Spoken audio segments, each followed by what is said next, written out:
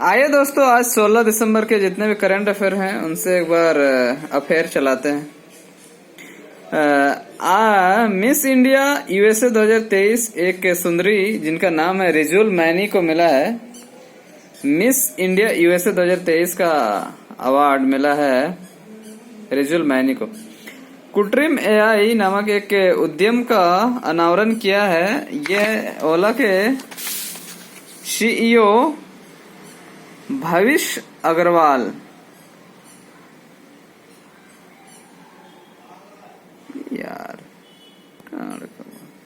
ओला के सीईओ भविष्य अग्रवाल के द्वारा कृत्रिम एआई नामक एक मंच का अनावरण किया गया।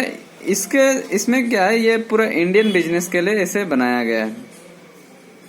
और एक सनसनी खबर है, आईपीएल 2024 में मुंबई इंडियंस के कैप्टन हार्दिक पांड्या को बना दिया गया है। हाल फिलहाल में COP 28 कॉन्फ्रेंस ऑफ पार्टीज 28 जो है यूएई जो दुबई में चल रही थी वो संपन्न हुआ।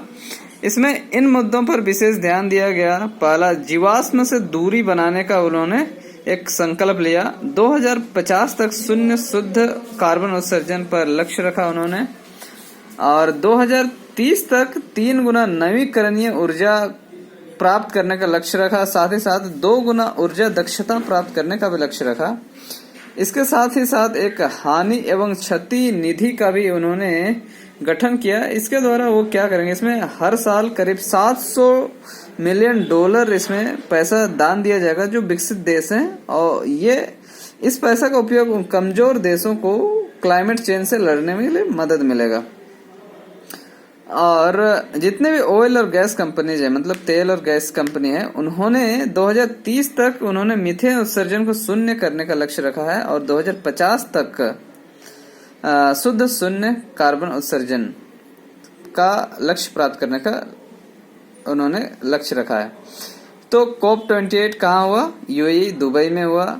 इनके मुख्य लक्ष्य हैं जीवाश्म से दूरी, 2050 तक शून्य शुद्ध कार्बन उत्सर्जन का लक्ष्य, 2023 तक 3 गुना नवीकरणीय ऊर्जा, और हानि और क्षति निधि, और ऑयल और गैस कंपनियां 2030 तक मीथेन कम करेंगी, और 2050 तक शून्य शुद्ध कार्बन उत्सर्जन का लक्ष्य प्राप्त कर लेंगे। और 16 दिसंबर दोस्तों आज विजय दिवस के रूप में मनाया जाता है। आज ही के दिन भारत ने पाकिस्तान को हराया था 1971 में, और यहीं से बांग्लादेश का सृजन का मार्ग प्रशस्त हुआ था। तो आज का दिन भारतीय इतिहास में बहुत ही इम्पोर्टेंट दिन है। अब तेलंगाना का नवगठित सरकार ने उनके राज्य के विकास को 3 चरणों में विभाजित करने का निर्णय लिया है। यानी कि इन्होंने उस क्षेत्र को इस तरीके से बांटा है कि जो शहर का जो रिंग रोड होता है उसके अंदर का क्षेत्र का अलग विकास प्रोग्राम, रिंग रोड और उस रिंग रोड और क्षेत्रीय रिंग रोड, जो उस मेन रिंग रोड शहर के जो अंदर रिंग रोड होता है, जो आउटर रिंग रोड होता है, उससे बाहर का जो एक रीजनल रिंग रोड होता है उसके बीच का, और उसके बाद तीसरा जो आउटर रिंग जो रीजनल रिंग रोड है उससे बाहर का। तो इससे क्या होगा कि चीजों को सही तरीके से डेवलप करने में मदद मिलेगा कि जिस एरिया में जैसे जरूरत है उस अनुसार वे अपनी योजनाओं को प्लान करेंगे। तो योजनाओं को 3 चरणों में विभाजित करने वाला राज्य है तेलंगाना। पृथ्वी पर सबसे गहरा लैब का निर्माण किया गया है। ये चीन के द्वारा, ये सतह से 2400 मीटर गहराई पर स्थित है। तो ये अब तक का पृथ्वी का सबसे गहरा लैब है जो चीन द्वारा बनाया गया है। और हाल ही में केंद्रीय अभी राज्यसभा और लोकसभा दोनों से पास हो गया है। और यह समक्का सरक का केंद्रीय जनजातीय विश्वविद्यालय ये तेलंगाना राज्य में स्थापित होगा।